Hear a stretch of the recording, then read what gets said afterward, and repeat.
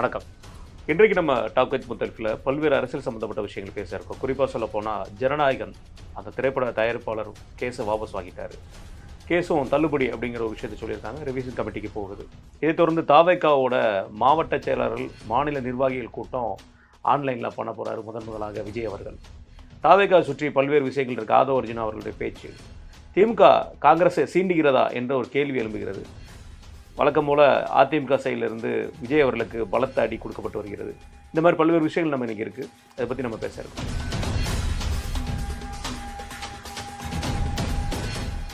அண்ணா வணக்கண்ணே. வணக்கம். நான் நிகழ்ச்சியை தொடங்குறதுக்கு முன்னாடினே இன்றைக்கி கோபால்சாமி ஐயங்கார் அவருடைய நினைவு தினம். அவரை பற்றின நினைவுகளை சொல்லுங்கள். காஷ்மீருக்கான 370வது சிறப்பு அந்தஸ்து அது வந்து காஷ்மீர் மாநில சுதந்திரத்துக்கு பிறகு யார் கூட போகணுன்றது ஒரு தனி நாடு. ஆமாம். அவர் அந்த மன்னர் ஷேர் சிங்கா அவர் இருந்தார். அப்போ அது வந்து தனி நாடாக இருந்தப்போ பாகிஸ்தான் எங்களோட வந்துருங்கன்னாங்க, இந்தியா எங்களோட வந்துருந்தாங்க. அப்போ ஒரு நடுநிலை வாக்கெடுப்பு எடுக்கலான்னாங்க. அன்னைக்கு இந்தியா காஷ்மீரை தன்னை பக்கம் வர வைக்கிறதுக்காக அந்த மன்னரும் நம்மள்கிட்ட வரணும் தான் விரும்பினார். அங்கே இருக்கிற இஸ்லாமியர்களும் விரும்பினாங்க. அந்த அடிப்படையில் இந்தியா சில சலுகைகளை அறிவித்தாங்க. உங்களுடைய தனித்தன்மை பாதுகாக்கப்படும். அதுக்கான ஒரு 370 அந்த பிரிவு கொண்டு வந்தாங்க. அதை தான் இவர்கள் ஆர்எஸ்எஸும் மற்றவர்களும் ஏற்கலை. வந்த பிறகு அவங்கள நம்ம வர வச்சோம். வந்த பிறகு இவர்கள் அதை நீக்குவோன்னு சொல்லி இது பண்ணி லாஸ்ட்டில் இன்றைக்கி நீக்கிட்டாங்க சமீபத்தில். அந்த 370வது பிரிவில் கொடுத்த சலுகைகளை வைத்து தான் அவர்கள் இந்திய நாட்டோட காஷ்மீர் அணைஞ்சது. இல்லாட்டி இந்தியாவுக்கு தலையாக இருந்திருக்காரு, மொட்டையாக இருந்திருக்குமா. அதற்கு பிறகும் நம்ம நாட்டை காஷ்மீரை கைப்பற்றணும், இல்லை அதில் உள்ள பகுதிகளை கைப்பற்றணும்னு பாகிஸ்தான் பல தடவை முயற்சி பண்ணி இன்றைக்கி ஆசாத் காஷ்மீர் ஒரு காஷ்மீர் அவங்கள்ட்ட இருக்கிறதெல்லாம் பார்க்குறோம். அதை மீட்க முடியாத நிலைமைக்கு காங்கிரஸ் கவர்மெண்ட் போனதும் ஒரு விமர்சனம் மாதிரி இருக்குது. அப்போ அந்த 370வது அரசியலமைப்பு சட்டத்தில் அந்த 370 பிரிவை உருவாக்குனதில் முக்கிய பங்காற்றியவர் இந்த கோபால்சாமி ஐயங்கார்ன்றவர். இவர் 1882 பிறந்தவர். வெஸ்லி ஸ்கூலில் தான் படிச்சிருக்காரு. ஒரு ஐயங்காரை உருவாக்கியது ஒரு கிறிஸ்தவ பள்ளி. வெஸ்லி ஸ்கூலில் தான் படிச்சிருக்காரு. அப்புறம் பச்சைபாஸ் பிரசிடென்சி காலேஜ் பச்சைபாஸில் பேராசிரியராக இருந்திருக்காரு. 1905 சிவில் சர்வீஸில் ஜாயின் ஆகி அதுக்கப்புறம் அவர் பல்வேறு துறைகள் இது பண்ணியிருக்காரு. 37களில் 33 நினைக்கிறேன் காஷ்மீருடைய பிரதமராக இருந்திருக்காரு. அப்போல்லாம் சென்னை மாகாண பிரதமர் ராஜாஜி, அது மாதிரி காஷ்மீர் மாகாண பிரதமராக இவர் இருந்திருக்காரு. அதனால் காஷ்மீரை பற்றி A to Z தெரியும் அவருக்கு. ஓகே. அதனால் நேரு அவரை பயன்படுத்திக்கிட்டார். ஈவன் பட்டேல் கூட பிரச்சனை வந்தப்போ கூட காஷ்மீருக்கான இதில் அவர் மாறுபட்டார்னு நினைக்கிறேன் 370 விஷயத்தில். இவரை தான் அவர் முன்னிலைப்படுத்தியிருக்காரு நேரு. இவர் அம்பேத்கருடைய அந்த அரசியலமைப்பு சட்ட உருவாக்குற குழுவில் 13 பேரில் இவர் ஒரு ஆள். அதற்கு பிறகு 48 ஐநா இதில் போய் காஷ்மீர் சம்மந்தமான விவகாரங்கள் பேசுகிறதும் 50 ஜெனீவாவில் நடந்த ஒரு இதுலேயும் இவரை தான் நேரு அனுப்பிச்சி வச்சிருக்காரு. அவ்வளோ ஒரு டெப்த்தான ஒரு மனிதர். சென்னையை சேர்ந்தவர், தஞ்சாவூரில் பிறந்தவர், Chennai Wesley school, Chennai presidency காலேஜெலாம் படித்தவர். இன்று அவருடைய நினைவு நாள். இவரை போன்ற ஆட்களை ஒரு சைடு மறுக்க இது பண்ணுறாங்க, ஏற்றுக்கிட மறுக்கிறாங்க. இன்னொரு சைடு இவங்களை கொண்டாட வேண்டும்னு கொண்டாட மாட்டேங்கிறாங்க. எப்படின்னா அது எப்படி எடுத்துக்கிறது? இது அன்சங் ஃப்ரீடம் ஃபைட்டர்ஸ் மாதிரி அன்சங் சாதனையாளர்கள் பற்றி பேச வேண்டியது எவ்வளோ இருக்குது. லிஸ்ட் போயிட்டே இருக்கும். டி சிவராமன் தினமணியுடைய ஆசிரியர். இன்றைக்கி பத்திரிகை உலகத்துக்கு வரணும்னா அது வேணும் இது வேணுன்றாங்கல்ல. அவர் வெறும் 8வது என்னமோ தான் படித்தவர். அவர் தான் 50 ஆண்டுக்கு மேலே தினமணியில் இதுவாக இருந்தார். சுதந்திர போராட்ட வீரர். நீங்கள் பார்த்தீங்கன்னா அவருடைய இதை பேசணுன்னா அவ்வளோ பேசலாம். அவர் ஒரு ஃப்ரீடம் ஃபைட்டர். ஓகே. தினமணியில் அந்த பணியாற்றி அந்த காலகட்டங்களெல்லாம் அந்த அளவுக்கு தானவர். இந்த மாதிரி அறியப்படாத மனிதர்கள் அதுவே ஒரு பெரிய லிஸ்ட் இருக்குது. பெரிய லிஸ்ட் இருக்குது. அதனால் நமக்கு நேரமும் இல்லை. கண்டிப்பாக ஒரு இதை பதிவு பண்ணிட்டு போகலாம். கண்டிப்பாக. இதை தொடர்ந்துண்ணே ஜனநாயகன் படத்துக்கு ஒரு முடிவு கிடச்சிருக்குண்ணே. தயாரிப்பு நிறுவனம் போட்ட வழக்கை தயாரிப்பு நிறுவனமே வாபஸ் வாங்கிட்டாங்க. இதுக்கு மேலே எங்களால் முடியலப்பாங்கிற மாதிரி ரிவைஸ் கமிட்டிக்கும் போயிட்டாங்க. அதே மாதிரி கேஸும் தள்ளுபடி பண்ணியாச்சு. இந்த ஜனநாயகனுக்கு உண்டான சென்சார் சர்டிஃபிகேட் எப்போது இஷ்யூ பண்ணப்படும், படம் எப்போது திரைக்கு வருங்கிற பெரிய ஆவல் இப்போ வந்துருச்சு. எப்போ இருக்க வாய்ப்பு இருக்கணும்? இந்த வடிவேல் படத்தில் ஒரு காமெடி வரும். ஒருத்தர் வாய் மூட்டு உக்காந்துருப்பார். அப்படியே போகாத இல்லை அப்படி இப்படின்னு போவாப்புல வடிவேலு. போனால் அடி வாங்கிட்டு அவரும் மூக்கில் ரத்தம் வரைய வருவார். இதுதானே நான் முதல்ல சொன்னேன் அப்படிக்கா போவாதன்னு சொல்லிட்டு. நான் மதுரைக்காரன். ஏய் நானும் மதுரைக்காரன் தான். வாய் பார்த்தா அவருக்கும் ரத்தம் ஓடும், ரத்தம் ஓடும். வடிவேலுக்கு ரத்தம் ஓடும். இந்த மாரி நமக்கு ஒண்ணும் மூக்கு உடையல. ஆனா அனுபவத்தின் அடிப்படையில நம்ம சொன்னோம். ஆமா. டே அப்படியே ஒன்லயே சொன்னோம். இந்த வேலை பண்ணாதீங்க. நீங்க சண்டைக்காரன் கால்ல விழுறது தான் பெஸ்ட்டு. ஏன்னா பணம் முதலீடு பெரிய அளவுல. ஆமா. 2வது கடைசி படம். மக்கள் ரசிகர்கள் எதிர்பார்ப்பு.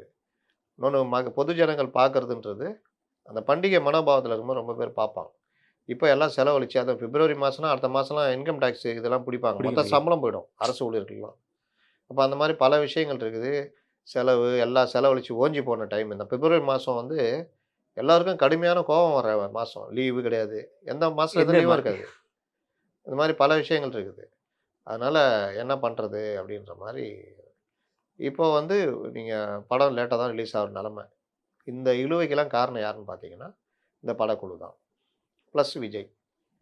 படக்குழுக்கு மூளையே இல்லன்னு வச்சுக்கங்க. விஜய்க்கு மூளை இருக்கணுமா வேணாமா? தெரியுதா? ம். நான் தான் வந்து எத பத்தியும் நான் கவலைப்பட மாட்டேன். என் கல்லா ரொம்புதா? ரூ. 280,00,00,000 சம்பளம் எனக்கு வந்துச்சா? உங்க படம் தாங்க இது. உங்களுடைய கடைசி படம்னு சொல்றீங்க. அத பத்தி எனக்கு கவலை இல்ல. கவலை இல்ல. உன் படத்த ரிலீஸ் பண்ணதெல்லாம் உன் பிரச்சனைன்ற மாரி. இத்தனைக்கும் இவரும் அதுல ஒரு பார்ட்னர். ஆமா. இவருடைய கண்டிப்பா. இவரு தானே அங்க இது மெயின் கோ பங்கு. புரொடியூசர் யாரு? ஆமா. Co producer Jagadish. ஜெகதீஷ். அப்போ 2 நெறைய ஏரியாவும் வாங்கி வச்சிருப்பாரு. அசோசியேட் டைரக்டர்ல இருந்து வினோத் டைரக்டரே சொல்லியிருக்காரு. 60 நாளைக்கு முன்னாடியே அனுப்பிச்சிடலாம். கேட்கல. சரி. 25ஆம் தேதி டிசம்பர் மாசம் 25ஆம் தேதி இதெல்லாம் கட் பண்ணிட்டோம். யுஎஸ் சான்றிதழ் குடுக்குறோம். நீங்க இதெல்லாம் கட் பண்ணிட்டு குடுங்கன்னு. கட் பண்ணிட்டு குடுத்துட்டு கிளம்பி போயாச்சு. எங்க? Malaysia. Audio launch. Malaysia. Last dance. அப்புறம் நியூ இயர். New year. 5ஆம் தேதி வந்தா ரிவைஸ் கமிட்டிக்கு அனுப்பணும். போய் கெஞ்சி கூத்தாடி பார்த்து இது பண்ணுங்க. ஒரு 2 நாள்ல போடுங்க. 9ஆம் தேதி வச்சிருக்கோம். கொஞ்சம் ஹெல்ப் பண்ணுங்க. அப்படின்னா அரசியலை தாண்டி மத்தத தாண்டி அது தனி வியாபாரங்க அதுன்றது. இல்லாட்டி வேற இருக்கு. சாம பேத தானம் தண்டம் ஏதாவது ஒண்ணு பண்ணணும். பண்ணிடலாம். தண்டத்த எடுத்தோனே ஆ. சாம பேத தானம் இருக்குல்ல. ஆமா. எடுத்தோனே தண்டத்த கையில எடுக்கிறது. நேரா கோர்ட்ல போய் அவன் தன்மானத்த தொட்ட மாரி ஆயிடுச்சு. அதுக்கப்புறம் ஏறி நின்னுட்டாங்க. அப்போலாம் நம்ம சொல்றோம். இந்த மாரிலாம் பண்ணலாம். ஏய் உனக்கு என்ன தெரியும்? இது வந்து வட இந்திய அவங்களுடைய அழுத்தம். அழுத்தம் சொன்னியா உங்க ஆளு சொன்னானான்னு கேட்டேன். பல பேட்டி நம்ம கேட்டோம். அழுத்தம், உங்கள வஞ்சிக்கிறது, மத்திய அரசு பழி வாங்குறது நீ எங்கேயாவது சொன்னியா? உன் பிரச்சனைக்கே பேச மாட்டேங்கியா? வெளியில இருக்கிற பத்திரிகையாளன் தான் பேசினுக்கிறான். ஆமா. உன் பிரச்சனை நீ பேச மாட்ட. அவ்வளோ தெரியாது தைரியசாலி நீ. நீ வந்து அடிமை, அதிமுக அடிமை இதெல்லாம் உருட்டுற. உருட்டுற. உன் படத்த அவங்க தொல்லை குடுக்குறாங்க தைரியம் தான் சொல்லு. சிம்பிளா ஒரு வார்த்தை பேசியிருக்கலானே. இந்த மாரி ஜனநாயகம் படத்துக்கு இப்படி ஒரு தடை இருக்கு. இது யார் சைடுல பழி இருந்து திட்டமிட்டு பழி பழி வாங்குறாங்க. வாங்கல. அரசியல்ல இறங்கினால தான். தைரியம் தான் சொல்லணும். எந்த தைரியமான ஆளாச்சே? யாரு? ஹே என்கிட்டயா? சொல்லு. அப்போ தெரியுது யதார்த்தம் என்ன இதான். இப்போ படக்குழுவே நேரா சென்சார் போர்ட்ட போய் நானும் இத கூட சொல்லியிருந்தேன். ஏப்பா இப்பவும் கெட்டு போல. சிங்கிள் ஜட்ஜிட்ட அனுப்பிச்சிட்டாங்க. ஒழுங்கா ஆமா. அவங்கள பார்த்து பேசிட்டு படத்த ஆமா. அன்னைக்கு அதுதான் பேசணும். வளப்ப வாங்க சொன்னா முடிஞ்சிடும் கதைன்னு. இப்போ தான் புத்தி வந்து சென்சார் டீம்ட்ட பேசிட்டு வா. இப்போ வந்தியா? இந்த ரோட்ல கரண்ட் இது நோண்டுறது உதாரணம்லாம் சொன்னேன். ஐயா மிச்சம் பார்த்து பண்ணுங்கய்யா. அப்ப திமிரா பேசுனேன். ஐயா தெரியாம பேசிட்டேன். கோச்சிக்காதங்க சார். பண்ணி கொடுங்க சார். முடிஞ்சது. அதுக்கப்புறம் பண்ணி கொடுத்துட்டேன். அவ்வளோதான். அப்போ கோர்ட்ல போய் வழக்க வாபஸ் வாங்கினாலும் கோர்ட் அனுமதிக்கணும். அப்போ கோர்ட் அனுமதிச்சு இன்னைக்கு கொடுக்குதுன்னா என்ன அர்த்தம்னா, இவங்க 3 நாளைக்கு முன்னாடி காலில் விழுந்துட்டாங்கன்னு அர்த்தம். முடிஞ்சது. ரிவைஸ் கமிட்டி பார்த்துட்டாங்கன்னு அர்த்தம். இல்லை போட்டுட்டாங்கன்னு அர்த்தம். அந்த கமிட்டி பார்த்து இன்னைக்கு நாளைக்கு கொடுத்தாலும் இந்த வாரம் ரிலீஸ் பண்ண முடியாது. ஏன்னா வேர்ல்டு வைடு விஷயம். ஆமா. அதனால வர்ற வெள்ளிக்கிழமை ஜனநாயகன் வருகிறது என்பதை அந்த ரசிகர்களுக்கு நாம் சொல்லிக் கொள்கிறோம். அதனால இதுக்கப்புறம் அது எப்படி ஓடி எப்படி வரும்னு தெரியாது. அந்த கேசரியை லாஸ்ட்ல நம்மளும் பார்ப்போம். இதை வேற டிஎம்கே எல்லாம் ரெடி பண்ணி டேய் பழைய கேசரியை கிண்டி கொண்டு வந்துக்கிறான்டான்ற மாதிரி எல்லாம் போகும். கண்டிப்பா. இந்த படத்தோட இந்த வழக்கு போட்டதுலேருந்து இப்போ தள்ளுபடி வரைக்கும் இதில் ஏதாவது விஜய்க்கோ தாவேக்காக்கோ உள்நோக்கம் இருக்க வாய்ப்பு இருக்குமா? அரசியல் உள்நோக்கத்தோட இது பண்ணியிருக்காங்க. முட்டாள்தனம் தாங்க. உள்நோக்கம் வெளிநோக்கம் எதுவும் கிடையாது. முட்டாள்தனமா முள்ளு மேல சேலை வந்துச்சு. அவ்வளோதான். எப்படி எடுப்பீங்க? சேலைங்கிலேயே கூட முள்ளும் இது பண்ணக்கூடாதுங்கிற அளவுக்கு தான் பார்க்கணும். பதமா எடுக்கணும். ஒவ்வொரு முள்ளா அப்படியே எடுத்து அப்படியே எடுக்கணும். அப்படி கூட லைட்டா அப்படி இழுத்துட்டீங்கன்னா கிழிஞ்சிடும். முள்ளு மேல சேலையை போட்டு போட்டு சர்ன்னு இழுத்தா அங்கங்க கிழியும். இல்லை இது எனக்கு அந்த காலத்திலேயே எல்லாரும் சொன்னது. இது நீங்கள் நிறைய பார்த்துருப்பீங்கண்ணே. இதுக்கு முன்னாடி சென்சார் போர்டு கிட்ட போய் ஒரு சினிமா நிறுவனமோ, ஒரு சினிமாவோ போய் மோதியிருக்கா. இப்போ ஒரு படத்துக்கு இப்போ விஸ்வரூபத்துக்கு சென்சார் சர்டிஃபிகேட் கிடைச்சிட்டு, ஒரு இயக்கங்கள்லாம் சேர்ந்து அத ரிலீஸ் பண்ணக்கூடாதுன்னு சொல்லுவாங்க. அது நம்ம பார்த்துருக்கோம். சண்டியர் படத்துக்கு பார்த்துருக்கோம். வசூல்ராஜ் எம்பிபிஎஸ் கூட டாக்டர்ஸ் எல்லாம் சேர்ந்து சொல்லியிருக்காங்க. இந்த மாரி பல்வேறு பிரச்சனைகள் நம்ம பார்த்துருக்கோம். கமல் சார் படங்களுக்கு நடந்திருக்கு. இவருக்கு நடந்தது துப்பாக்கியில நடந்து நம்ம பார்த்தோம். தலைவால அது நடக்கல. எல்லாமே சென்சார் சர்டிஃபிகேட் கிடைச்ச அப்புறம் தான் நடந்திருக்கு. இது மாஸ்டரு, மாஸ்டர், இது மெர்சல் மெர்சல். எல்லாமே இவங்க டெக்னிக்கல் சைடு தான். நீங்க ஆமா. அனானப்பட்ட எம்ஜிஆருக்கு அன்பேவால உதய சூரியனின் பார்வையிலே அப்போல்லாம் ரொம்ப இது கிடையாது, நேர்மை, நேர்மை. அவ்வளோதான். இது நான் ஏற்றுக்க மாட்டேன்னு ஒரு அதிகாரி இது பண்ணுறேன். இல்லை சார், காலையில் உதயசூரியன் உதிக்குது, சூரியனால உதய சூரியன் ஆமா. சொல்லுவோம் சார். நான் இந்த ஈர வெங்காயம் எங்களுக்கு வேணாம், இதுதான் விஷயம் அப்படின்னா உடனே அப்போனா யார் படம் தெரியுமா, யார் ஆட்சி வரப்போறா தெரியுமா, நாங்கள் எப்படி தெரியுமா, சதி அவரே பேச பண்ணீங்களான்னா அப்படி தான் பண்ணுவோம் போடான்னு இருப்பாங்க. கோர்ட்டில் போய் பார்த்து கொண்டு இருப்பாங்க. ஆனால் அந்த குழு பாரம்பரியமிக்க ஏவிஎம் நிறுவனம் ஆமா. டக்குன்னு போய் பேசி இது பண்ணி இவரை கூட்டு வந்து புதிய சூரியனின் பார்வையில் அப்புறம் அந்த இது டிஎம்எஸ் வச்சு அந்த வரியை பாட வரி. வச்சு பண்ணாங்க. ஒரு காலம் வரும் என் கடை இந்த காக்கைகள் கூட்டத்தை ஒழிப்பேன் எம்ஜிஆர் பாட்டு வரும். இந்த கூட்டத்தின் ஆட்டத்தை ஒழிப்பேன். ஒழிப்பேன் மாறும். மாறும். அதே மாதிரி மேடையில் முழங்கு அறிஞர் அண்ணா போல், மேடையில் முழங்கு அறிஞர் அண்ணா போல்னு வரும். ஆனா அது எப்படின்னா மேடையில் முழங்கு திருவிக்கா போல், திருவிக்கா. ஓகே. நல்ல நல்ல பிள்ளைகள். இந்த மாதிரி அட்ஜஸ்ட்மெண்ட்லாம் போயிருக்குது. எதனை கண்டான் மதம் தன்னை படைத்தான், ம். எதனை கண்டான் பணம் தன்னை படைத்தான். ஓ, அப்படி மாறி. வேற என்ன? அப்போ இந்த மாதிரி அட்ஜஸ்ட்மெண்ட்டு கருப்பு சிவப்பு ட்ரெஸ் போட்டிருக்காரு, அதை மாற்ற முடியுமா? முடியாதுல்ல. அதை மட்டும் கெஞ்சி கூத்தாடி சார் ரீஷூட்லாம் இதாகும் சார், இது பண்ணுங்க சார், ரைட்டு, அதை மாற்றிட்டு இந்த மாதிரிலாம் அட்ஜஸ்ட்மெண்ட்டு தான் உங்களை ஜெயிக்க வைக்கும். வீம்புக்கு முரண்டு பிடிச்சிங்கன்னா அந்த படம் பெரிய பிரச்சனையில் போய் முடியும்.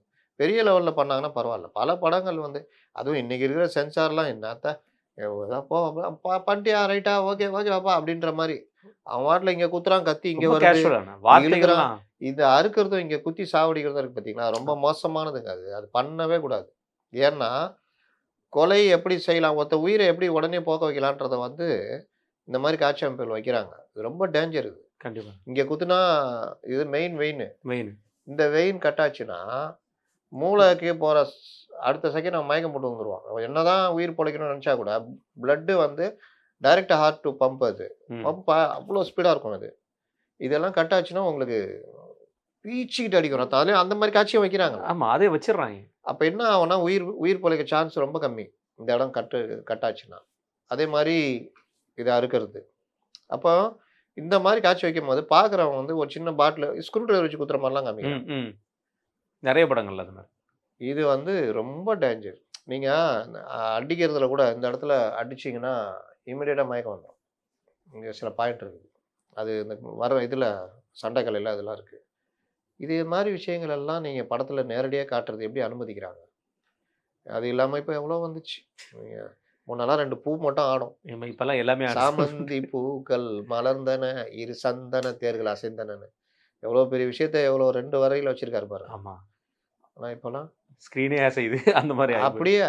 அதனால அதுவும் ஓடிடிக்கு எந்த வரமுறையும் கிடையாது. கெட்ட வார்த்தையில திட்டுறான்.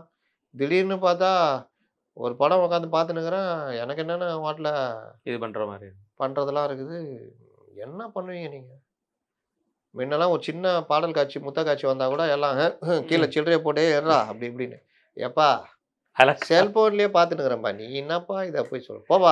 அந்த காலத்து கமல் சார் அதை குருதிப்புணர்ல சொல்லுவார்ல, அந்த கிஸ் பண்ணும்போது நம்ம கற்றுக் கொடுத்தா டிவி கற்றுக் கொடுத்துற போது வேற ஒருத்தன் கற்றுக் கொடுத்துட போறான் பார் போறோம். ரொம்ப யோகியர். அந்த மாதிரி இந்த படம் ரொம்ப கொடுமையான வன்முறையான படம். அது குருதி நல்லா அற்புதமான படம். வன்முறை காட்சிகள் அதுலேயும் அந்த மாதிரி இருக்கும். இது ஒரு விஷயம்னு வச்சுங்களேன். இந்த மாதிரி இதனால தான் இவர்கள் ஒரு இதை நோக்கி நகராமல் சென்சார் போர்டுக்கிட்ட பழைய படங்கள் எப்படி பண்ணி வாங்கினாங்களோ அந்த டெக்னிக். அதுன்னா காலில் விட்றதுல இந்த காலம் அந்த காலம் எல்லா காலமும் ஒன்று தான். நேற்று கடம்பூராஜன்னு சொல்லிட்டாப்புல இல்லை, மெர்சல் படத்துக்கு என்கிட்ட கேட்டார், ஃபோட்டோ காமிச்சிட்டாரு.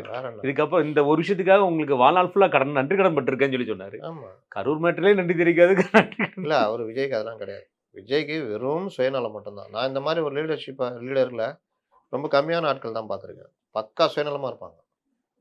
அது ஒரு பெரிய தலைவர் கூட அப்படி இருந்தார். பக்கா சுயநலம். தனக்கு மட்டும் இருக்கணும், தான் மட்டும் நல்லா இருக்கணும். அதெல்லாம் ரொம்ப மோசமானது. இவர்கள் நாளைக்கு அரசியலுக்கு வந்தார்கள் என்றால், எதை வேண்டுமானாலும் செய்வார்கள். கண்டிப்பாங்க. அதான் பிரச்சனை. இதை தொடர்ந்து நான் தாவேகா கட்சியோட மாநில நிர்வாகிகள், மாவட்ட நிர்வாகிகளோட இன்னைக்கு காணொளியில விஜய் அவர்கள் கலந்துரையாடல். அதுவும் கட்சி செயல்பாடுகள பத்தின கலந்துரையாடல்னு சொல்லியிருக்காப்ல. முதல் முறையா காணொளி வாயிலாக கலந்துரையாடல். எப்படி பார்க்குறீங்க? நம்ம தேர்தல் வர்ற நேரத்துல முதல்வரே கூட்டு வச்சு பேசுறாரு. இப்போ தான் இவன் 1ஆம் கிளாஸ் பாடம் எடுத்துன்னுக்குறாங்க. அவன் டிகிரி போயிட்டான். ஆமா. இவங்க இப்போ தான் காணொளி மூலியமா கலந்து விடுறாங்க. இவரு என்ன சொல்லுவாரு அவங்கள்ட்ட? இல்ல அவங்க என்ன சொல்லுவாங்க? கேட்பாரானே. இவங்க அவ்வளவு பேரும் சொல்றது இவர் கேட்பாரா உட்கார்ந்து? அதுலயே விஷுவலா இருக்காரான்னு தெரியல. ஆஃப் கேமராவா இருந்தா என்ன பண்ணுவீங்க? அது அதோட கொடுமையா இருக்கும். இன்னொரு விஷயம், இவரு அவங்களுக்கு என்ன ஆலோசனை சொல்லப் போறாரு? யாருமே அந்த இடத்துல இல்லையே. ஆலோசனை சொல்ற இடத்துல இவங்க யாருமே இல்ல. யாருமே இல்ல. இன்னொன்னு அவங்க இவங்கள எல்லாம் ஒரு குளோரிஃபை மைண்ட்ல தான் இருக்காங்க. ஐயோ! தலைவர் நம்மள்ட்டயே பேசிட்டாரு இப்படிதான். எம்ஜிஆர்ட்டலாம் அது கூட கிடையாதுங்க. அந்த ஒரு இத கொஞ்ச நாள்லயே உடைச்சுட்டாரு எம்ஜிஆர். ம். எல்லாம் தலைவரு, நிர்வாகிகள்ன்ற மாரி ஆயிட்டாங்க எல்லாருமே. ஆமா. பெரிய நடிகரு, நம்மலாம் திரையில பார்த்து இவர்ட்ட பேச முடியுமான்னு நெனச்ச நடிகர் அப்படிலாம் பார்க்கல. அந்த கட்சி வேலை இதெல்லாம் வரும்போது அப்படி ஆயிட்டாங்க. ஆனா இவரு இன்னும் அத மெயின்டெயின் பண்ணுகிறாரு.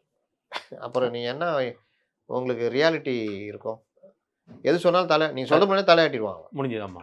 நீங்க என்ன சொல்லுவீங்க? என்ன நீங்க ஐடியா வச்சிருக்கீங்க? என்ன தொகுதி பத்தி என்ன தெரியும்? தமிழ்நாடு நிலைமை என்ன தெரியும்? நீங்க என்ன ஐடியா குடுக்க போறீங்க? இவங்க யாராவது சொல்ல சொல்றாங்கன்னா, இவங்களே எந்த லெவல்ல இருக்காங்க? இப்ப ஆதவ அர்ஜுனாலேருந்து எல்லாம். அவங்கவங்களுக்கு தனித்தனி அஜெண்டா இருக்குது. நம்ம நேத்து பேசுன மாரி டிஎம்கே அஜெண்டாவுல பல இது இயங்குறாங்க. ஏங்குறாங்க. அப்புறம் நீங்க என்ன கட்சிய அழிச்சுக்கிறாங்க. அவங்க கட்சிய விஜய்க்கு மற்றவங்கள்ட்ட தன்னை ஒப்படைச்சுட்டாரு. அப்ப அவங்கவங்க தனக்கு ஏத்த மாரி அந்த பொம்மைய செஞ்சுக்கிறாங்க. மாத்திக்கிறது. ஆதவுக்கு ஒரு அஜெண்டா இருக்கு. புஸ்ஸிக்கு ஒரு அஜெண்டா இருக்கு. மற்றவர்களுக்கு சில அஜெண்டாக்கள் இருக்குது. செங்கோட்டையனுக்கு எடப்பாடி திட்டணும். ஒரே அஜெண்டா. அப்ப அவரவர்கள் அஜெண்டாக்கு ஏற்ற மாரி இயங்கிட்டு இருக்கிறாங்க. இது நடுவுல புகழ்ந்துக்கிறது. கொஞ்சம் புகழ்ந்துட்டா அவர் சந்தோஷப்பட்டுக்கிறாரு. இது புகழ்றதுனால என்ன லாபம்? நாளைக்கு தோல்விய தழுவும்போது இது எதுவுமே நிக்காது. இதே புகழ்கிற வாய் எப்படி பேசும் தெரியும். பல பேசுவாங்க. தலைவர்களுக்கு இது நடந்திருக்கு. அப்படி புகழ்ந்தவன் அடுத்த நாள் கமலுக்கு ஆமா. பத்மபிரியால இருந்து மகேந்திரன் வந்து எல்லாம் ஓடுனாங்கல்ல.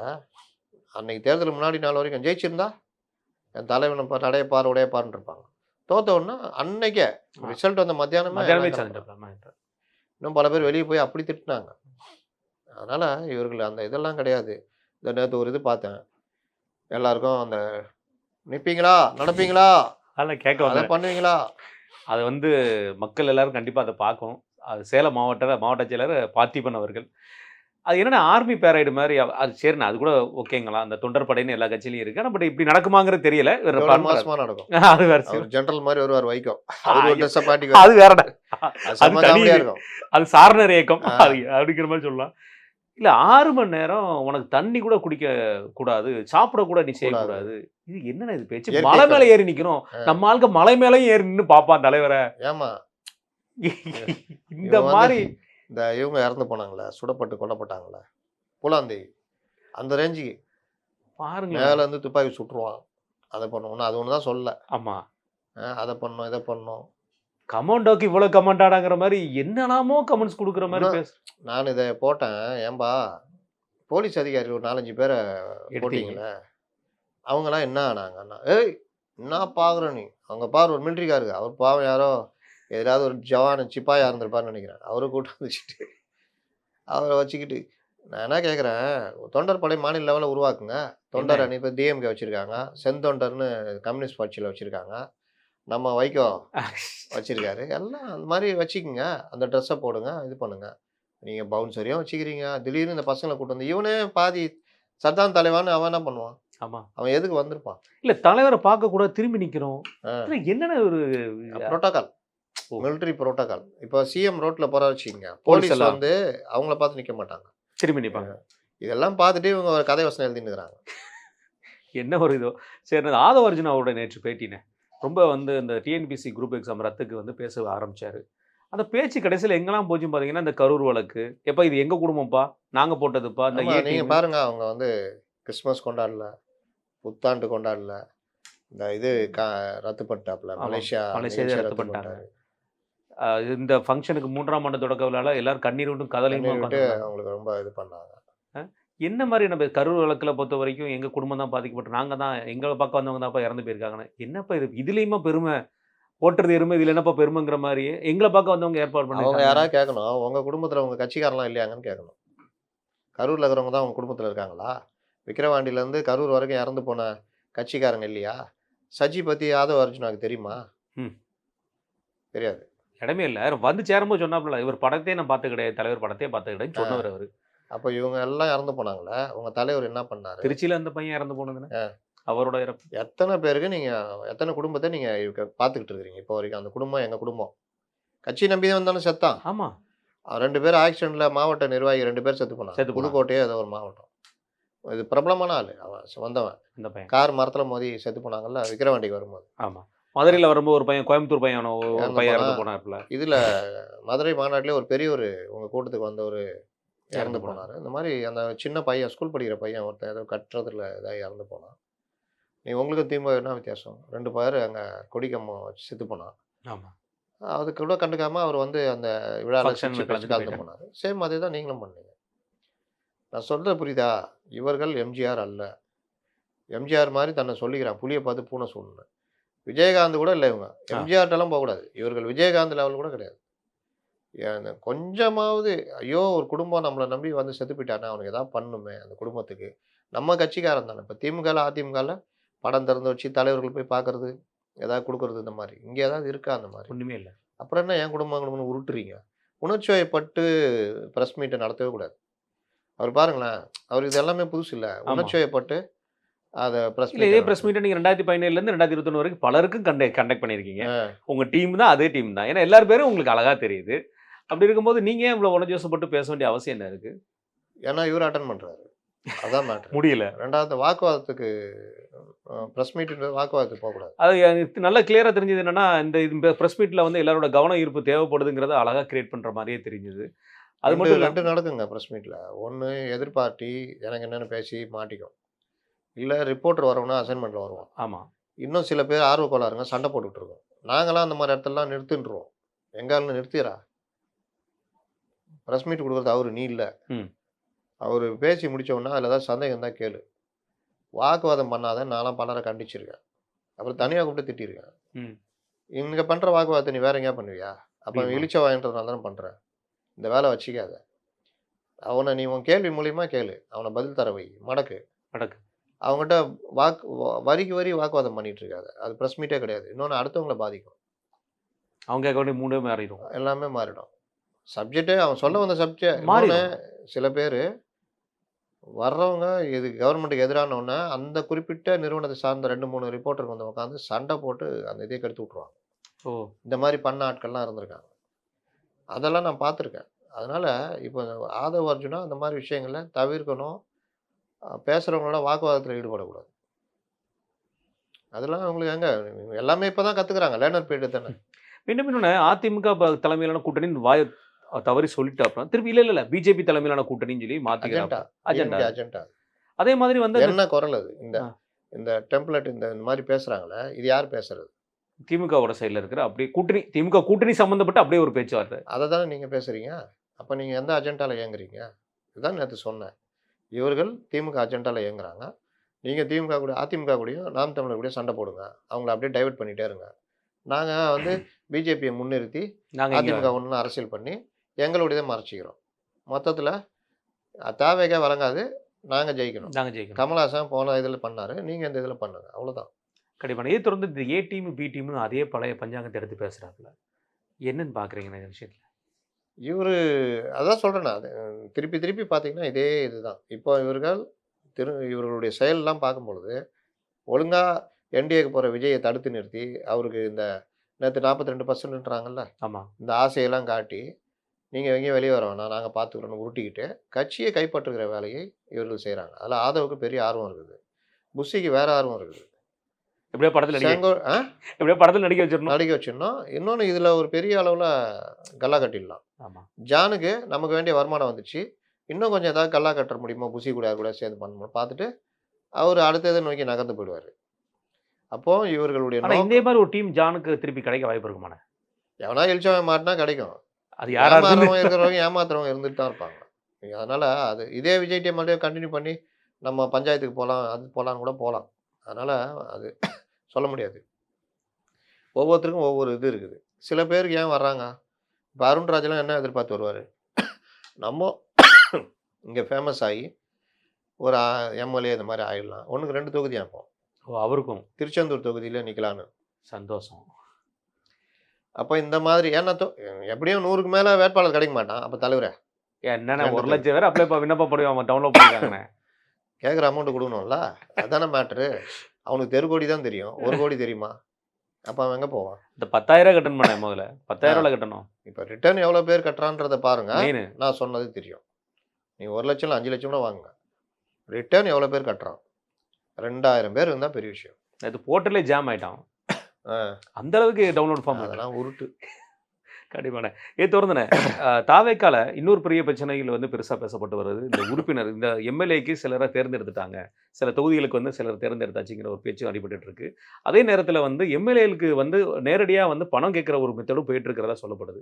எப்படி நான் பார்க்குறீங்க? இது எல்லா கட்சியிலும் இருக்கிற நடைமுறை தான். இதில் நம்ம விமர்சனம் பண்றதுக்கு ஒன்றும் இல்லை. ஆனா இந்த கட்சி எல்லாத்துக்கும் மாற்று கட்சி முதன்மை சக்தி நான் சொல்லி வந்தவர் அதே தவறை செய்தா என்ன செய்யறது? எம்ஜிஆர் அவர் வந்த புதுசுல அவரு செலவு பண்ணி எம்எல்ஏக்கெல்லாம் நிற்கிறவங்களுக்கு செலவு பண்ணி துட்டுலாம் செலவு பண்ணார். இன்னொரு எம்ஜிஆர் நான் அப்படி இப்படின்னு சொல்கிற இவர் அவர்கள்ட்ட தான் இவங்க வாங்குறாங்க. கட்சிக்கு நிதி கொடு, ஒயிட்டில் கொடு, வீட்டில் கூட ப்ளஸ்ஸு வேறு சில விஷயங்கள். அது அதிகாரப்பூர்வமாக வரல. ஆனால் வர தகவல்லாம் பார்க்கும்பொழுது ஒரு சாமானிய மனிதன் எலெக்ஷன் நீங்கள் யார் நீங்கள் ஊழல் பண்ண மாட்டேன்றீங்க. வரும்பொழுதே அவனை ஊழல் பண்ண வச்சிங்கன்னா அவன் போட்ட முதல்ல எடுக்க தானே பார்ப்பான். கண்டிப்பா. கரெக்டா? ஆமா, அப்போ செலவழிக்கிற பணத்தை எடுக்க பார்க்குறவன் மக்கள் சேவை எப்படி செய்வான்? செய்வான். அப்போ நான் ஊழல் பண்ண மாட்டேன்னா அப்போ மற்றவங்க பண்ணிக்கலாமா? நான் கரெக்டாக இருப்பேன்பா. கட்சியில் நீ இவ்வளோ அமௌண்ட்டு கொடுத்து தான் நீ சீட்டு வாங்கணும்னா நீ யாரையா கூட்டு வா. எப்படி? ம். உன்னால் முடியலன்னா யாரையா கூட்டு வா. அப்போ வர்றவன் இதை ஒரு முதலீடு தானே பார்க்குறான். ஆமா. அப்புறம் இது எப்படி ஊழல் இல்லாத கட்சியாக இருக்க முடியும்? அடிப்படையிலேயே ஆரம்பத்திலேயே நீங்கள் ஒரு சின்ன தேர்தலை உங்கள் கட்சியுடைய ஒர்க்கில் ஆரம்பிக்கிறதுலேயே நீங்கள் இதை ஆரம்பிச்சிருங்க. ஊழலுக்கான வேலையை ஆரம்பிச்சிடுறீங்க. அப்போ அவன் செயலை கேட்கல, இவன் எல்லாரும் தான் கேட்குறோம். தேர்தல்ன்றதே வியாபாரமாக ஆகி போச்சு. முதலாளித்துவ கட்சிகளால் முதல் போட்டு முதல் எடுக்கிறதா மாறி போச்சு. இதில் எவனாவது ஒரு ஆள் ஜனங்களுக்கு நல்லது பண்ணுவாங்களா? அவ்வளோதான் நம்ம பார்வை. ஏன்னா இந்த செட்டப்பே மாற்றணும். தேர்தலை அரசு தான் நடத்தணும். ம். வாக்குக்கு பணம் கொடுக்கறது இல்லை. உன் செலவே கவர்மெண்ட் தான் பார்க்கணும். குறிப்பிட்ட நாள் தான் 20 நாள். ஒரு பைசா நீ செலவழிக்கக்கூடாது. பொது மேடையில் ஒரு இடத்துல 2 வேட்பாளரும் பேசணும். ஒரு 5, 6 இடம். நம்மளை பார்த்து பல ஸ்டேட் இப்போ கெட்டு போச்சுண்ணே. கெட்டு போகாமல் இருக்கக்கூடிய கேரளா மட்டும் தான் தெரியுது. அது அதில் இப்போ இறங்கணும். இந்த வருஷம் பணம் சம்பாதிப்பது, அதை முதலீடு செய்வது, அதிக பணம் சம்பாதிப்பது, அதனால் வரும் வழக்குகளை அந்த பணத்தை வச்சு சமாளிப்பது, சமூகத்தில் பெரிய அளவில் சக்தியாக மாறுவது, அதை வைத்து தேர்தலை சந்திப்பது. இதுதான் இன்னைக்கு நடைமுறை. அப்போ நீங்களும் அதை நோக்கி நகர்றீங்க. அப்புறம் என்ன யோக்கியம்? அப்போது நீங்கள் உங்கள் கட்சிக்கு சாமானியர்கள் எம்ஜிஆர்கிட்ட என்ன ஒரு பியூட்டினா சாமானியர்களுக்கு அதிகமாக சீட்டு கொடுத்தாரு. ஜாதி மதம் பார்க்காம நிற்க வச்சார். எம்ஜிஆர்கிட்ட மட்டும்தான் அது இருந்தது. வேறு யார்ட்டையும் அது இல்லை. கிடையாது. அதுக்கப்புறம் நீங்கள் வந்தவங்களாம் இன்றைக்கி பெரிய தலைவர்களாக அதெல்லாம் இருக்கிறாங்க. ஜெயலலிதா கூட அதிமுகவுக்கு செலவு இல்லாமல் புதுசாக ஒருத்தர் தேர்ந்தெடுத்தா எல்லாத்தையும் அவங்க பார்த்துக்கிட்டாங்க. நீ பார்த்துக்கொண்டாங்க. இல்லாட்டி வேறு யார் அமைச்சராக நீங்கள் பார்த்துக்கன்ட்டாங்க. அப்படி வந்த பல பேர் சாதாரண நபர்களே எனக்கு தெரியும். விஜயகாந்த் அந்த வாய்ப்பை கொடுத்தாரு. ஆனால் அதுக்கு பிறகு அவர்களே விஜயகாந்த் காலவாரி விட்டு போனதெல்லாம் பார்த்தோம். எனக்கு தெரிஞ்சு ஒரு அம்மா சாதாரண கிராமத்து அந்த தோட்டத்திலே தான் இருப்பாங்க. விஜயகாந்தை விட்டு வெளியில் போனோன்னா பார்த்தீங்கன்னா அவங்க நடை என்ன உடை என்ன வேறு ஸ்டைலுக்கு மாறினாங்க. அப்போ வசதிகள் அவர்களை நோக்கி வர்றதுனால விலை போகிற ஏற்பாடு. அதனால தானே 13 பேர்கிட்ட போனாங்க விஜய். நீங்கள் நின்றுருக்கணும்ல விஜயகாந்துக்கு துணையா. உங்களை அடையாளப்படுத்துறது அவர் தானே. இந்த நன்றி மறந்த கூட்டம் இருக்குல்ல, அது பணத்தை வச்சு பார்த்து வர கூட்டம். இத்தனையும் விஜயகாந்த் எளியவர்களை கொண்டு வரும்போதே இப்படின்னா நீங்கள் பணத்தை முதலீடு பண்ணிட்டு வா அப்படின்னு மற்ற கட்சிகள் மாதிரி மற்ற கட்சிகள் அதானேப்பா நாங்களும் அதானே பண்ணுறோம். எங்கள்கிட்ட தேவை இருக்குது, 1,00,000 பேர் விழுறான், அதில் நான் இது ஃபில்டர் பண்ணோன்னா நான் இப்படி தான் பண்ணி ஆகணும் அப்படின்னு நீங்கள் சொன்னீங்கன்னா நீங்களும் அதில் இறங்குறீங்க, அதை ஆரம்பிக்கிறீங்கன்னு அர்த்தம். இன்னொன்று உங்கள் புஷியானந்தை பற்றி வரும் தகவல்கள்லாம் எனக்கு நல்லபடியாக தெரியல. என்னைக்கு அதாவது அவர் ஒரு சாதாரண ஸ்டாம்ப் பேட் மேட்டர்லேயே எப்படி ஓடி ஒளிஞ்சார்னு தெரியும். நாளைக்கு ஒரு பெரிய பிரச்சனை வேறு ஏதாவது ரைடு, அதை ஒட்டி இடி ரைடு இது மாதிரிலாம் வந்தால் அவர் எந்த எண்டுக்கு எல்லாத்தையும் அண்ணா கேட்கறதுக்கு முன்னாடி நான் சொல்லிடுறேன்ன்ற அளவுக்கு போவாருன்றது. இது புஷி ஆனந்தை மற்றவர்களை வந்து எனக்கு என்னன்னு கைய அவுத்து விட்டா, தலைவருக்கு தான் அது சிக்கலா போகும் அப்படின்றதும் இன்னைக்கு பலரும் சொல்லிக்கிட்டு இருக்கிறாங்க. அவர் கண்காணிப்பு வளையத்துக்குள்ள வந்துகிட்டு இருக்காரு. இல்லண்ணா ஒரு சாதாரண விஷயம்ண்ணா. அன்னைக்கு வந்து இந்த வேட்புமனு வாங்க வந்தவங்கள ஒழுங்குபடுத்துறதுல கூட எல்லாம் அந்த பக்கத்துல இருக்கிற ஏரியால உள்ள வீடுகளிலும் இது வெளிய அந்த கார்டன் மாரி வச்சிருப்பாங்க. ஏன்னா, அது ரொம்ப ஸ்பேஸஸா இருக்கிற ஏரியா. அந்த கார்டனிங் மாரி இந்த இடத்துல, அந்த இடத்த ஃபுல்லா நாசம் பண்ணிட்டு, அங்கேயே வந்து சாப்பாடு சாப்பிடுற மாரி சாப்பிட்டு, அந்த இடத்துல பார்சல் போட்டு, ரொம்ப அநியாயம் பண்ணியிருக்காங்க. ம், இவங்க முதல்ல நேரடியா கட்சி அலுவலகத்துல வந்து யார பார்க்கணும்னு சொல்லி வரும்போது, நீங்க உள்ள போறது உங்களுக்கு அனுமதியே கிடையாதுன்னு வெளிய போங்கன்னு அனுப்பினதுக்கு அப்புறம் தான் இவங்க மீடியா செஞ்சிருக்காங்க. ம். அவ்வளோ தூரத்துக்கு அந்த ஏரியாவே வந்து அன்னைக்கு ஒரு நாள் அவ்வளோ நாஸ்தம் பண்ணியிருக்காங்க. அது கிட்டத்தட்ட 3 மணி நேரம் ஆச்சாண்ணே. இவங்க வெட்டுக்கிளி மாரி. வெட்டுக்கிளி வரும் பார்த்துருக்கீங்களா? ஆமா. கோடிக்கணக்குல, லட்சக்கணக்குல வரும். ஒண்ணு போல அப்படி வந்து வயல்ல உட்காந்துச்சுன்னா, அது போன பிறகு பார்த்தீங்கன்னா, அவ்வளோதான். நாசம் முடிஞ்சுது. பண்ணணும். அந்த வயலே முடிஞ்சுது. இது நம்ம நாட்ல அவ்வளவா இல்ல. எங்கேயோ வட மாநிலம் லைட்டா இருக்குது. பல நாடுகள்ல இந்த வெட்டுக்கிளி படையெடுப்புன்றது ரொம்ப மோசமா இருக்கும். குறிப்பா பஞ்சாப்ல உண்டுண்ணே. ஆ. பஞ்சாப்ல வந்து அதிகம். அப்படியே உட்காந்து மொத்தமா அதே அப்படியே மாரி இந்த அடிச்சுட்டு போயிரும். குருவியில ஒரு வகை இருக்கும். வந்தா அதுவும் தானியத்த ஃபுல்லா காலி காலி பண்ணிட்டு பண்ணிட்டு போயிடும். போயிரும். இது வந்து அது மாரி இவர்கள் ஏர்போர்ட் போனா முடிச்சு முடிச்சிருது. விட்டுருவாங்க. தியேட்டருக்கு போனா முடிச்சு முடிச்சிருது. விட்டுருவாங்க. இந்த மாரி வந்தா முடிச்சு விட்டுருவாங்க. இது மாரி ஒரு இத வச்சுக்கிட்டு, அது இரும்பு கம்பியெல்லாம் கண்டுக்கிடவே இல்லையாண்ணே. அதெல்லாம் தாண்டி மொத்தமா போய் எத்தா சாஞ்சா என்ன ஆகும் அது? உடைச்சிட்டு அப்படியே உளுந்துரும். பலருமே ஆ நெறைய ட்ரெஸ்ஸஸ் எல்லாம் கிழிஞ்ச மாரிலாம் போயிருந்திருக்கிறாங்க. இது எல்லாருமே அவங்க சொல்றது வந்து, இப்படி நடந்துக்குவாங்கன்னு எதிரே பார்க்கல அப்படின்னு. நீங்க இது இது சாம்பிள்.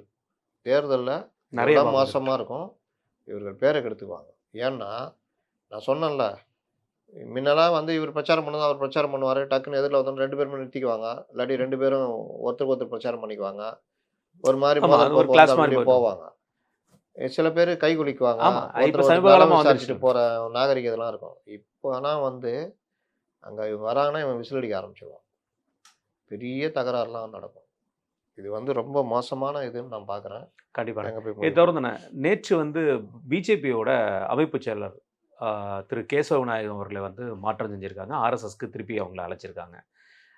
பிஜேபியில இப்ப சமீபத்தில என்ன நடந்தாலும் சரி, தமிழக நியூஸ் பேப்பர்ல பெருசா பேசப்படுற அளவுக்கு, நியூஸ் மீடியா ஃபுல்லா பெருசா பேசுற அளவுக்கு ஆயிடுச்சு. இதே கேசவ விநாயகம் வந்து 13 வருஷமா இங்க இருந்திருக்காரு பிஜேபியில. இத பத்தி ஒருத்தர் கூட பேசினது கிடையாது. நேற்று அவருடைய மாற்றம்ன உடனே பயங்கர பேச்சுக்கள் ஆரம்பிக்குது. இது மட்டும் இல்லாம, தமிழக வரலாற்றில இதுவரைக்கும் தமிழகம் கண்டிராத ஒரு விஷயம், ஆர்எஸ்எஸோட ஹெட் குவார்ட்டர்ஸான சேத்துப்பட்டுல போயிட்டு, தமிழக ஹெட் குவார்ட்டர்ஸ் சேத்துப்பட்டுல போய் பிஜேபி லீடர்ஸ் போய் பேசியிருக்காங்க. பிஎல் சந்தோஷ் அவர்கள் வந்து கலந்துட்டு இருந்திருக்காங்க. இது புதுவித அணுகுமுறையா பார்க்கப்படுது. நெறைய விஷயங்களும் பேசப்பட்டிருக்கு. எப்படி பார்க்குறீங்க? தமிழகத்துல பாஜகவே பொதுவா பாஜகவுடைய தாய் அமைப்புனா ஆர்எஸ்எஸ் ஆர்எஸ்எஸ் தான். தான். இது ரொம்ப பேருக்கு சரியா புரியாது. கம்யூனிஸ்ட் பார்ட்டிக்கும், பாஜகவும் கிட்டத்தட்ட அப்படிதான் இயங்குவார்கள். கம்யூனிஸ்ட் பார்ட்டில பார்ட்டி மெயினு. பார்ட்டியுடைய பேஸ்ல தான் தொழிற்சங்கங்கள் எல்லாம் இயங்கும். அதுலேருந்து தான் கட்சிக்குள்ள ஆள் கொண்டு வருவாங்க. கட்சி இதா இருக்கும். பொலிட் பீரோ இருக்கும். இங்க ஆர்எஸ்எஸ் தனியா இருக்கும். பாஜக ஜனசங்கமா இருந்தது. அதுல இருந்துட்டு கட்சியிலயும் பொறுப்புல இருந்து ஜனதா கட்சியில ஆமா. ஜனசங்கம் இணைஞ்சிருந்தப்போ ஜனசங்கம். பெரிய பிரச்சனை ஆச்சு. இவர்கள் வந்து ஆர்எஸ்எஸ்லேருந்து விலகணும். இரட்டை உறுப்பினர் பிரச்சனை வந்தது. இல்லாட்டி ஜனதா கட்சி விட்டு வெளிய போங்கன்னோன, ஜனதா கட்சி ஆட்சி கவிழ்ந்தது. அதுக்கு பிறகு ஜனசங்கம்ன்றது பாரதிய ஜனதா கட்சியா 82ல உருவாச்சு. 80கள்லேருந்து அப்படி எம் இத உருவாச்சு 82ல. அப்போ பாரதிய ஜனதா கட்சி என்னதான் இருந்தாலும், அதோடைய தாய் அமைப்புன்றது ஆர்எஸ்எஸ். ஆர்எஸ்எஸ் உடைய இத மீறி எதுவும் பண்ண மாட்டாங்க. அந்த மாரி இப்போ சமீப காலமாக அங்கங்க பாரதிய ஜனதா கட்சி ஒரு அதிகார அமைப்பாக அது மாறும்பொழுது சில இடங்கள்ல நடக்குது. ஒரு விமர்சனமே என்ன இருக்குன்னா, 2 ஜிக்களுமே கிட்டத்தட்ட ஆர்எஸ்எஸோட ஒத்துப்போல ஆம். அப்படின்றது. அதனுடைய விளைவு தான் கடந்த நாடாளுமன்ற உத்தரப்பிரதேசத்துல ஆர்எஸ்எஸ் தன்னுடைய வேலைய காமிச்சதுனால பெரிய தொகுதிகள இழந்தாங்க அப்படின்னு. இவரு பக்கா ஆர்எஸ்எஸ் உடைய ஆளு யோகி ஆதித்யநாத். அவர பிரதமர் வேட்பாளரா கொண்டு வரதெல்லாம் ட்ரை பண்ணாங்க. அதெல்லாம் அனுமதிக்கலன்னு. ஆனால் பாஜகவுடைய ஸ்ட்ராட்டஜி என்னன்னா, அ என்னதான் அவர்கள் கிட்டத்தட்ட கம்யூனிஸ்ட்டுகள் மாரி தான். தலைவர்கள்னு தனியாலாம் கிடையாது. அங்க நாங்க இருந்தாங்க. சொல்றதான்னு. ஆனா, முதலாளித்துவ உலகுல மோடின்ற நபர் இருந்தால் தான் ஓட்டு விழும். ஆமா. அவர் போயிட்டாருன்னா, அமித்ஷான்னு இருந்தா ஓட்டு விழும். ஆனா, மோடி அளவு கூட அமித்ஷாக்கு இருக்குமான்னா, அது சொல்ல முடியாது. அப்போ யோகி ஆதித்யநாத்னு ஒருத்தர கொண்டு வந்தா, அது நடக்காதுன்றது தான் இவர்களுடைய இது. அதே மாரி ஆர்எஸ்எஸ் சித்தாந்த தலைவர்களா இருந்த முரளி மனோகர் ஜோஷி வந்து பலரையும் இவர்கள் வந்த பிறகு எப்படி ஓரம் கட்டுனாங்கன்னு தெரியும்.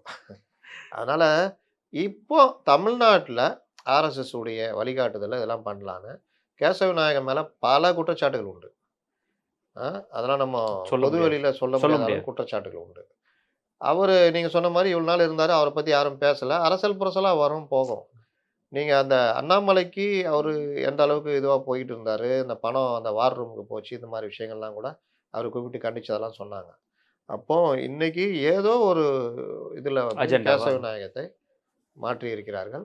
வேற ஒருத்தர போட்டிருப்பாங்க. வெளிய தெரியாது. வெளிய தெரியாது. அவ்வளோதான். கண்டிப்பா. ஆனால் இதுக்கு முன்னாடி அதுல இருந்தவர் மோகன் ராஜுலு. ஆமா. அவர் யாருக்கு தெரியும்? எவ்வளோ யாருக்கு பேருக்கு தெரியும்? தெரியும்? அப்போ பாஜக எப்படி இயங்குதுன்னா, அடிப்படை அவர்கள் தான், சித்தாந்தம் அவர்கள் தான். அத மீறி யாரும் இயங்க முடியாதுன்றது பாஜகல இருக்கிறவங்களுக்கும் தெரியும், எல்லாருக்கும் தெரியும். ஒரு சங்கு எந்த அளவுக்கு இருப்பாங்க அப்படின்றது எல்லாருக்கும் தெரியும். அவர்கள் தான் அது அந்த கட்டுப்பாடு இருக்கிறனால தான் பாஜக இன்னைக்கும் வெற்றி மேல வெற்றி வெற்றி பெறுது. பெற்றிருக்காங்க. நீங்க ஆர்எஸ்எஸ்ன்னு ஒரு பேஸ் இல்லன்னா, ரொம்ப உங்களுக்கு கஷ்டம். கடிவாளம் இல்லாத குதிரை தான். இன்னொரு காங்கிரஸ் தான். தனிநபர்கள் பணம் சேர்த்து பெரிய ஆளா மாறுறதெல்லாம் நடக்கும்.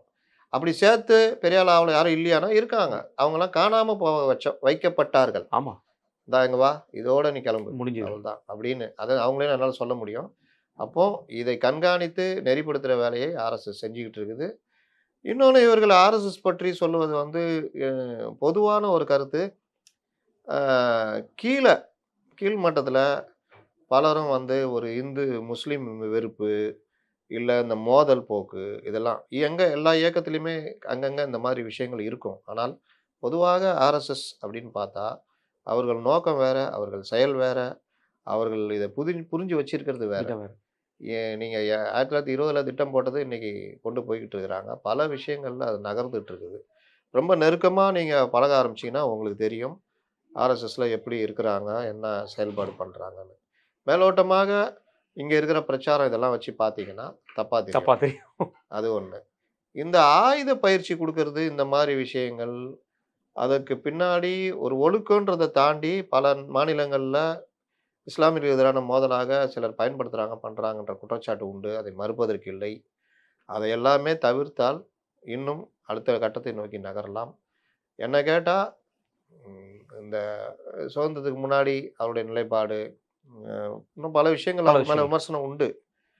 ஆனால் டோட்டலா பார்த்தீங்கன்னா, காங்கிரஸோட என்ன கேட்டா ஒரு பெட்டர் கவர்ன்மெண்ட். ஆமா.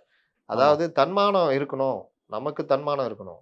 அடிச்சா அடிப்பேன்டா அப்படின்ற ஒரு இது இருக்கணும். இன்னைக்கு இந்தியா அந்த அளவுக்கு போகுதுன்னா, அதுக்கு பின்னணியில அந்த ஒரு இத கொண்டு போறது, ஒரு கவர்ன்மெண்ட்ட ஃபார்ம் பண்ணி கொண்டு போறது, கார்ப்பரேட்டுகளை அவர்கள் முதலாளித்துவ சிந்தனையாளர்கள் தான். அதுல அப்படிங்கிறாரு. மாற்று கருத்துலாம் கிடையாது. அவர்கள் கம்யூனிச எதிர்ப்பாளர்கள் தான். அதே நேரம் இந்தியாவ ஒரு மாற்று பாதையில கொண்டு போணுன்றதுல அடகு வைக்க தயாராக இல்ல. வேற வேற வசனம்லாம் பேசிட்டு அடகு வைக்கிறத விட அடகு வைக்க தயாரா இல்ல. ஆனால் கார்ப்பரேட்டுகள் எப்படி காங்கிரஸ் காலத்துல உருவாகுதோ, அதே மாரி இவர்கள் காலத்திலும் கார்ப்பரேட்டுகள் வளமாக எல்லா இருக்கிறார்கள் காலத்திலயும் இருக்கிறது. இருக்கிறது. எப்படி சைனா சோசியலிசத்தை தனிநபர் சொத்துரிமைன்றத கொஞ்சம் கைவிட்டு, நீங்க சொத்துரிமை வாங்கிக்கலாம், இதாகலான்னு அடுத்த கட்டத்துக்கு நகர்த்துற வேலைய பண்றாங்களோ, அதன் மாரி இவர்கள் சில நீக்குப்போக்குகள், கார்ப்பரேட்டுகள உருவாக்குறது, இந்த மாரி விஷயங்கள்ல போறாங்க. ரொம்ப பேசுனா ஏதோ ஆர்எஸ்எஸ் ஆதரிச்சு பேசுற மாரி தெரியும். சரி. அதனால எனக்கு மாறுபட்ட கருத்துக்கள் உண்டு. அண்ணன் திருமாவர்களே பேசியிருக்காரு. ஆனா அவர் ஆர்எஸ்எஸ் இல்லன்றுவாய்ங்க. அண்ணன் ஆமா. திருமாவரே அத மாரி ஒரு இயக்கம் கிடையாது. எப்படி ஓடுவான் தெரியுமா? கட்டுப்பாடு, அ ஒரு கூட்டம் நடந்தோம்னா அங்க ஒழுங்குபடுத்துறது, ஒழுங்குபடுத்துறதாகட்டும். சுய ஒழுக்கம். ஒருத்தர் எப்படி இருக்கணுன்றது.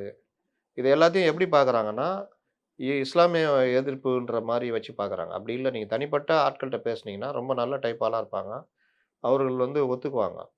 அதை தாண்டி அரசியலுக்காக தெரியவும் சில தெரியாது. வேலைலாம் ஆர்எஸ்எஸ்ல பண்ணுவாங்க. யார் ஆர்எஸ்எஸ்காரங்கன்னு தெரியாது, தெரியவே தெரியாது. தெரியாது.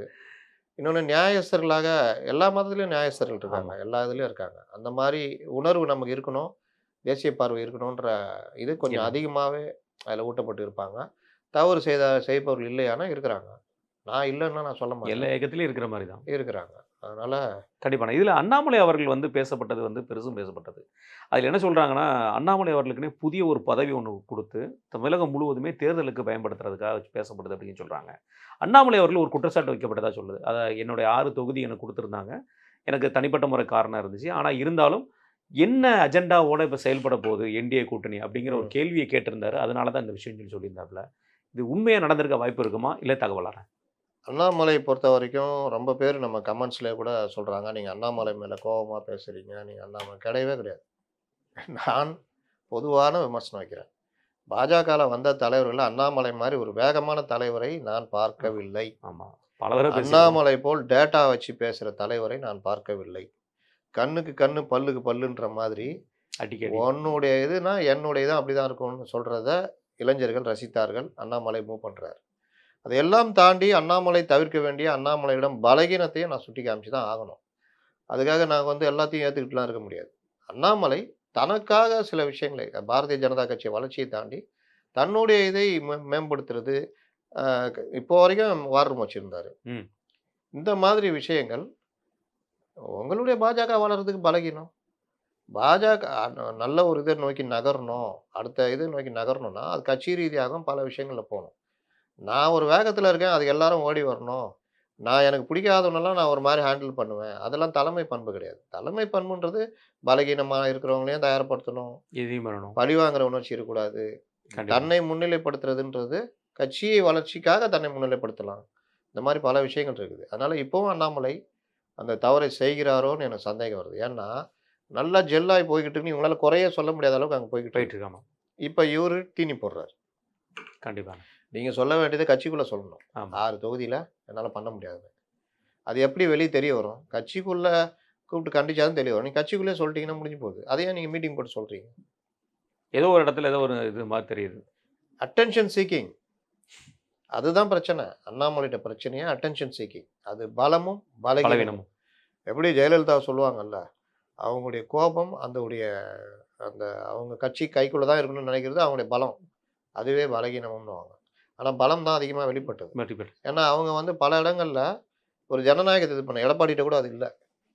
"வெளிய போறியா? வா. உழு. ஃபோட்டோ எடு. போடு. போடு. ஓரம் போயிரு போ" அவ்வளதான். அது ஒரு ராஜதந்திரம். அந்த மாரி இந்த இன்னைக்கு இருக்கிற வீரப்பேசர ராஜகண்ணப்பன் வந்து பல பேரு ஓடி போயிட்டு மறுபடியும் ஓடி வந்து எப்படிலாம் மறுபடியும் ஓடி போனான். ஆரம் வீரப்பனையே மண்டியிட வச்சது ஜெயலலிதாவுடைய ராஜதந்திரம். ஆமா. அந்த ஒரு தன்மை தலைமை பண்புக்கு இருக்கணும். கண்டிப்பாண்ணே. இதை தொடர்ந்து நான் திமுக சம்மந்தப்பட்ட விஷயம்ண்ணே. அது நம்மளுடைய இறுதி சப்ஜெக்டாவும் இருக்க போகுது. திமுகல முன்னணி தலைவர்கள் எல்லாமே இப்ப காங்கிரஸோட கூட்டணி வைக்கிறத வந்து ஏதோ அதிருப்தியா பார்க்குற மாரி தெரியுது. ஏன்னா அவங்களுடைய பேச்சு எல்லா இடத்துலயுமே வந்து பார்த்தீங்கன்னா, காங்கிரஸ ஒரு பொருட்டா மதிக்கலங்கிற மாரி தான் நம்மளால பார்க்கப்படுது. இது எந்த மீடியாவும் பேசுறது இல்ல. குறிப்பா சொல்லப்போனா ஆர்.எஸ். பாரதி அவர்கள் வந்து ஒரு வார்த்தை சொல்றாரு. காங்கிரஸ்ல ஒரு குரூப் எப்பவும் இப்படி தான் பேசிட்டே இருக்குங்க. அது வந்து நாங்க எங்களுக்கும் அவங்களுக்கும் நிறைய நாள் இருக்கிறனால, நாங்க இத பழகிடுவோம் அப்படிங்கிற ஒரு வார்த்தையும் சொல்றாரு. ராஜகண்ணப்பன் அவர்கள் மாண்புமிகு அமைச்சர் திரு ராஜகண்ணப்பன் அவர்கள் ஒரு வார்த்தை சொல்றாரு. காங்கிரஸ் கூட கூட்டணி செல்வப்பிரந்தை அவர்களோட கல்யாணத்துக்கு கூட கலந்துட்டோம். சரி கூட்டணியில இருக்கனால கலந்துக்கிட வேண்டியிருக்கு. சரி தலைவர் பார்த்து முடிவு பண்ணுவாரு அப்படிங்கிற மாரி அவரும் ஒரு அசால்ட்டான பேச்சு பார்க்குறோம். இதெல்லாம் தாண்டி பார்த்தா நம்ம பல அமைச்சர்களும் வந்து பேசப்படுற விஷயங்களும் பேசிட்டே இருக்கிறாங்க. ரகுபதி அண்ணன் அவர் சொல்லியிருக்க வார்த்தை. "நீங்க ராமா ராமா வந்தா நாங்க முருகா முருகான்னு விரட்டுவோம். காங்கிரஸோட கூட்டணி இவரு சம்மந்தப்பட்ட" தானங்க ராமராஜ்யன்னாரு. அதுதான் நானும் கேட்க வந்தேன். அ. இந்த மாரி திமுகவோட அமைச்சர்களும் சரி, முன்னிலை தலைவர்களும் சரி, இன்றைக்கு காங்கிரஸ பத்தின கூட்டணி ராமாராமாவும், முருகா முருகாவும், விநாயகரும் இவர்கள் எவ்வளோ கிண்டல் அடிச்சிருக்காங்க. ஆ அந்த பெரியார எந்த அளவுக்கு இது பண்ணியிருக்காங்கன்றதெல்லாம் தமிழ் மக்களுக்கு எல்லாருமே ஊருக்கே தெரியும். தெரியும். இந்த உருட்டு, இந்த இதெல்லாம் தேவைப்பட்டா எடுத்து வச்சுக்கிறது. தேவைப்பட்டா கோயிலுக்கு போறது, திருநீர் பூசுறது, 4000 குடமுழுக்குன்றது உருட்டுறது. 4000 குடமுழுக்குன்றது அறநிலைத்துறை அது பண்ண வேலை. கோயில் நிதியிலேருந்து எடுத்து பண்ணாங்க. இதற்கும் திமுகவுடைய கொள்கைக்கும் என்ன என்ன சம்மந்தம் சம்மந்தம்? இருக்குது? என்ன கதை இது? அதனால இந்த மாரி உருட்டு ஒரு பக்கம். காங்கிரஸ் மட்டும் இல்ல. இவர்கள் எல்லோரிட்டுமே இந்த பெரிய அண்ணன் மனோபாவம், இந்த அலட்சியம் பதிலு, நாங்க தான்ன்ற காலு கீழ வச்சு எல்லாரையும் பார்க்கறது. இந்த இது வந்து டிஎன்ஏலயே ஊறி போனது. இது டிஎம்கேல இல்லாத டிஎம்கேக்கு சம்மந்தம் இல்லாத ராஜகண்ணப்பனுக்கும் பொருந்தும். ம். தனி அவர் ஏக்கம் ஒண்ணும் திமுகல நான் ஏத்துக்க மாட்டேன். அவரு இன்னைக்கு ஒரு இது இல்லாதனால அங்க இருக்கிறாரு. அவர் எங்கெங்க போனாரு, எப்படி பண்ணாரு, ஜாதி தனியா கட்சி. கட்சி கூட நடத்தியிருந்தாரு. ஜாதி கட்சி. ஜாதி கட்சி. அப்புறம் என்ன அவரு இன்னைக்கு பெரியாரு, திராவிடன் பேசுறாரு. உங்க திராவிடத்துல அது இருக்கா? 2021க்கு அப்புறம் தானே இணைஞ்சீங்க. இன்னைக்கு சொல்றாரு, திராவிடத்துல வந்து நீங்க வந்து நான் இந்த இதுக்கு வந்திருக்கேன். இந்த சமூகத்துக்காரங்கலாம் அப்படி இருக்கீங்க. ஆனா நம்மலாம் வந்து திராவிடன் இருந்தா தான் இதெல்லாம் கரெக்ட்டுன்றீங்க. என்ன திராவிடம்? அப்ப நீங்க கட்சி நடத்தின நாளைக்கு திராவிடம் இருக்குதா? ஆ. அது வார்த்தைகள் விட வந்தீங்க. ஆனா சுதாரிச்சுட்டீங்க. சுதாரிச்சுட்டீங்க. அது ஒரு நல்லாவே செல்வம் தெரிஞ்சது அது. ஆ அதனால அவரு தானே மாட்டுனது. மாட்டுன பிளாஸ்டிக் சேர் பிரச்சனை போட்டது இல்ல. யாரு? பிளாஸ்டிக் சேர் போட்டது யாரு? அவரு தானே? அத ஃபோட்டோ எடுத்து வெளிய விட்டது யாருன்னு தெரியல. அத முதல்ல சொல்லணும். அப்ப இந்த மாரி விஷயங்கள் எல்லாருக்குமே அணுகுவது, சமுதாய ரீதியாக தங்களை பெருசா நினைச்சுட்டு பேசுறது, இது எல்லாமே தென் மாவட்ட அமைச்சர்கள்ல இருந்து பலருக்கும் திமுகவில் அதிகமாக இருக்குது. கலைஞர் காலத்தில் கூட கிடையாது. கிடையாது. இப்போ பயம் இருக்கும். இப்போ அதெல்லாம் கிடையாது. யார் வேணா என்ன வேணா பண்ணிக்கலாம் அப்படின்ற போக்கு இருக்கு. அதனால காங்கிரஸை வந்து இவர்கள் எப்பவுமே 2ஆம் தர குடிமக்களாக தான் நடத்துவாங்க. அவங்களால தான் நம்ம ஜெயிக்கிறோன்றதை மறந்துடுவாங்க. எங்களால தான் அவங்க ஜெயிக்கிறான்னு மட்டும் ஞாபகம் வச்சுக்குவாங்க. இது வைஸ் வெர்சா. 2 பேரும் ஒருத்தர் சார்ந்து ஒருத்தர் ஒருத்தர் சார்ந்து. இருக்கீங்க. இதுதான் இப்ப காங்கிரஸ். இப்ப இன்னைக்கு கூட்டம் நடத்துறாரு. இது இந்த ராகுல் காந்தி. கூட்டம்லாம் சும்மா. இந்த இத இழுக்குறாங்க. நீ இழுக்குறல்ல, நானும் இழுக்குறேன் பாரு. வா யாராவது எங்கேயாவது நீ வரணும்ல. உனக்கு பிரச்சனை நீ வந்து தானே ஆகணும். இழு ராசா. அவ்வளோதான். நீ தான் வரணும் அப்புறமா. ஆமா. ஏன்னா உனக்கு தான் ஆட்சி பொறுப்பு. அடுத்து கன்டின்யூ ஆகணும். அதனால என்னங்க நீங்க என்னங்கன்னா, நீங்க கூட்டத்த நாங்க குழு அமைச்ச அப்புறம் நீங்க பேசல. இந்த கூட்டணி திருப்பி ஜெல்லாக வாய்ப்பு இருக்குமாண்ணே? ஜெல்லுலாம் ஆகாதுங்க. கண்டிப்பா ஜெல்லாக வாய்ப்பு. ஜெல்லு ஆகவே ஆகாது. நன்றி உங்க நேரத்துக்கு நன்றி.